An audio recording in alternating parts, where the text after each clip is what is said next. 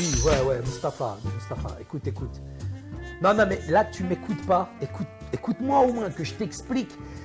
La capacité, la faculté, je dirais, d'un disciple, c'est d'abord d'écouter. Ça fait 1 mois que je te suis et tu n'entends pas ce que je te dis. Et si tu mets en application ce que je te dis là, c'est dans l'obéissance que tu vas grandir.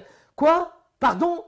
Attends, moi, je craque là, j'en peux plus là. Non, mais là, il abuse, Mustapha, franchement, Saïd. Là. Non, mais Mustapha, tu comprends pas là, tu comprends pas. Moi, je sais pas quoi faire. Écoute, je vais lui lire un verset biblique. Ah, vas-y, lui, moi, franchement. Écoute bien, Mustapha, ouvre bien tes oreilles, parce que là, Saïd, il en peut plus. Hein. Il va arrêter avec toi si ça continue. Hein. Moi, je le suis plus, c'est pas possible. Hein. Écoute, Matthieu 11, les versets 29 à 30.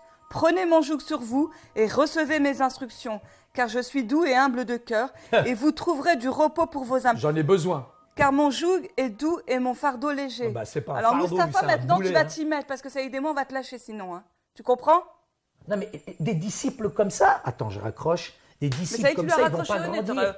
Non, mais écoute, je suis fatigué. Moi, je fais tout pour qu'il devienne un disciple et ça bouge pas. Ça n'avance pas avec lui. Saïd, c'est quoi un disciple? Explique-moi ce que c'est un disciple. Écoute, Fatima. Moi, je sais pas vraiment. Déjà. Parce que des gars comme lui, franchement, moi, j'abandonne. Hein. C'est quelqu'un qui a un maître, c'est quelqu'un qui suit, quelqu'un qui lui transmet un savoir, des connaissances. Et sur la base des connaissances et des savoirs, il les met en application et il est dans l'obéissance, il est dans l'écoute.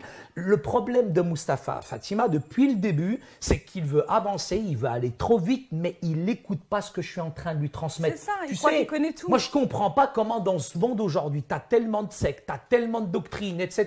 Tu as les hindous, ils ont je ne sais pas combien de maîtres à penser, combien de disciples ils ont dans le monde. Et nous, en tant que chrétiens, on galère pour faire des disciples. Mais ça, tu regardes dans la Bible, Jésus, lui, il avait 12 disciples et il les a enseignés pendant 3 ans. Je ne sais pas comment il les a multipliés. Moi, ils se divisent, ils ne se multiplient pas. Moi, je les perds, moi. Je ne sais pas comment faire, Fatima. Est-ce que tu as des éléments à part ça? Écoute, Saïd, il faut vraiment que tu gardes à l'esprit qu'on sert un Dieu qui est vivant. Heureusement que notre Dieu, il n'est pas mort, il est ressuscité, notre Dieu. Mais de la même façon, Fatima, j'ai besoin peut-être d'une révision. J'ai besoin d'un maître aujourd'hui. J'ai besoin peut-être que tu me renseignes certains éléments de la foi, certaines caractéristiques finalement. D'abord, Saïd, ce que tu dois te souvenir, c'est que nous, on est déjà les disciples de Jésus-Christ. Amen. Que lui, il est notre maître. Bien sûr. Que nous, on n'est pas livrés à nous-mêmes, tu vois. Et qu'on doit être à son écoute. Il nous enseigne, il nous parle. Et on doit mettre en pratique ses commandements. Ça, c'est la première chose. Le verset que tu as lu, Fatima. Prenez mon joug sur vous et recevez mes instructions. Tu te rends compte, car je suis doux et humble de cœur, et vous trouverez du repos pour vos âmes. Car mon joug est doux et mon fardeau léger. Mais je ne peux apprendre de Jésus, finalement, Fatima, qu'en passant du temps avec lui, qu'en le suivant. Mais évidemment, si je ne suis pas le Seigneur, finalement, je n'irai pas loin quelque part. Évidemment, et c'est ce que tu fais avec Mustapha. Mais il ne t'écoute pas, lui. C'est ça le problème. Le problème, c'est que si on veut être un véritable disciple, on doit être prêt aussi à être enseignable, à apprendre finalement du maître. On devrait être prêt aussi à changer d'attitude. Il faudrait que notre mentalité aussi, elle change. Et il faut qu'on reçoive cet enseignement de Jésus. C'est une période d'apprentissage. Tu sais, ça me fait rappeler quelque chose. Tu sais, quand je suis allée c'est toute une vie. Ça me fait rappeler une chose. Tu te souviens quand je suis allée à l'Institut biblique? Oui. Où j'ai fait des études pendant 3 ans, je croyais que je connaissais tout. J'avais plus besoin de la parole de Dieu. Surtout quand tu es sorti de l'école, hein, tu te J'étais prenais en train de juger les autres. Hein. Mais finalement, c'est toute la vie qu'on apprend. Un disciple, ça apprend toute la vie. C'est tout un apprentissage. Et tu sais, il y a quelqu'un qui m'avait dit quelque chose et je m'en souviendrai toujours. Alors que je croyais que je connaissais tout, cette personne m'a dit, tu sais, l'école biblique, c'est pas dans l'institut, c'est dehors. Et j'aimerais lire ce passage justement dans Philippiens 3, les versets 12 à 14. Ce n'est pas que j'ai remporté le prix ou que j'ai déjà atteint la perfection, mais je cours pour tâcher de le saisir, puisque moi aussi j'ai été saisi par Jésus-Christ.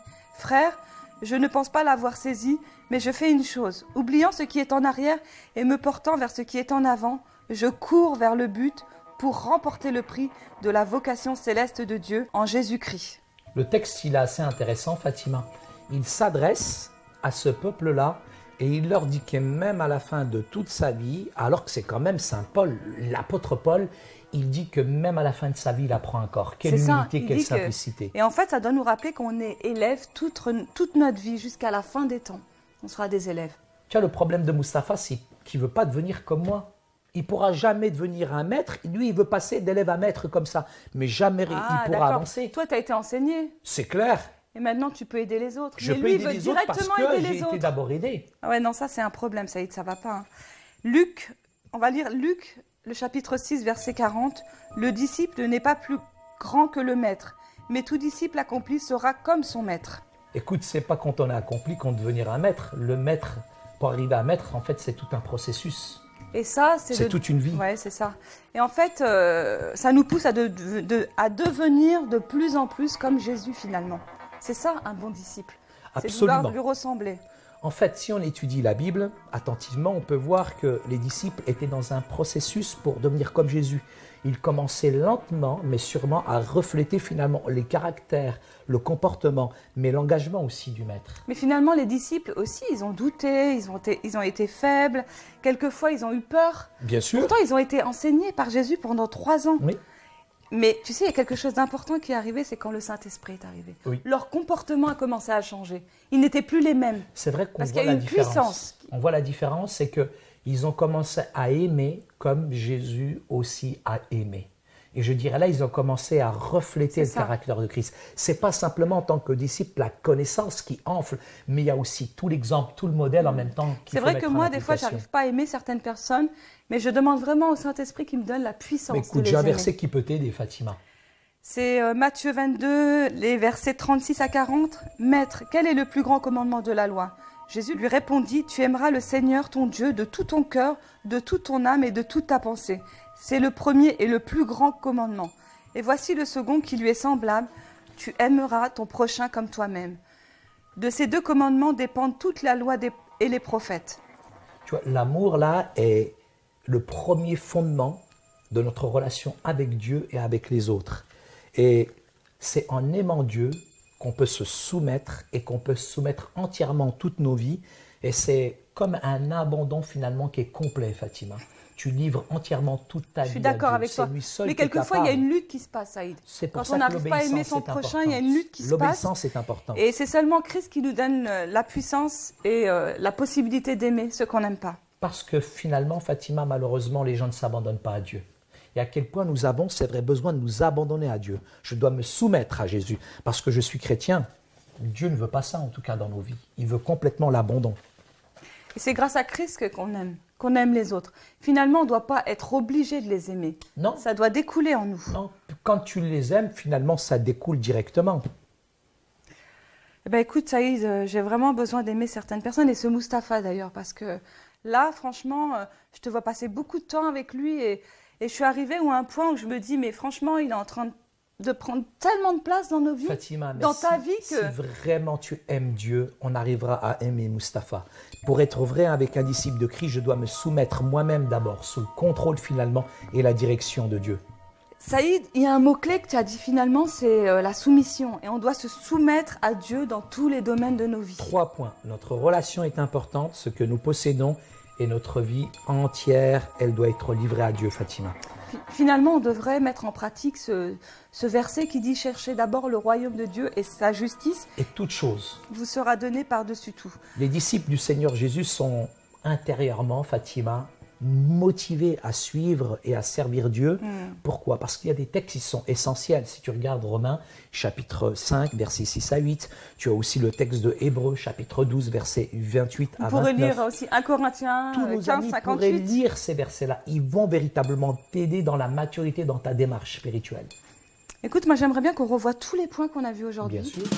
Donc le premier, on a dit qu'un disciple, c'est quelqu'un qui suit une autre personne et cette personne lui enseigne comment vivre. On est disciple de Jésus-Christ qui vit en nous et qui nous guide même aujourd'hui. Un disciple, c'est d'abord un élève. Apprendre de Christ dure toute une vie. Quand des disciples sont complètement entraînés, ils deviennent comme leur maître.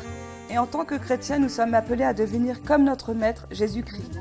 Suivre Jésus, ça veut dire aimer le Seigneur de tout notre cœur, de toute notre âme et de toute notre force.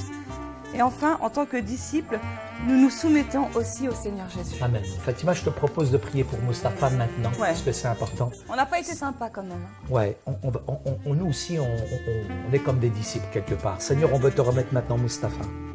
Seigneur, bénis-le, Seigneur, afin qu'il puisse véritablement apprendre de toi, qu'il puisse se soumettre à ta parole, à toi-même. Seigneur, on te demande de toucher son cœur, qu'il grandisse dans son caractère, qu'il grandisse dans son comportement. Et Seigneur, nous réclamons la puissance du Saint-Esprit, afin qu'il soit un disciple accompli, qu'il puisse se multiplier et en multiplier d'autres. Au nom de Jésus, Amen. Et Seigneur, apprends-moi à l'aimer même s'il accapare tout le temps de sa vie. Amen. Amen.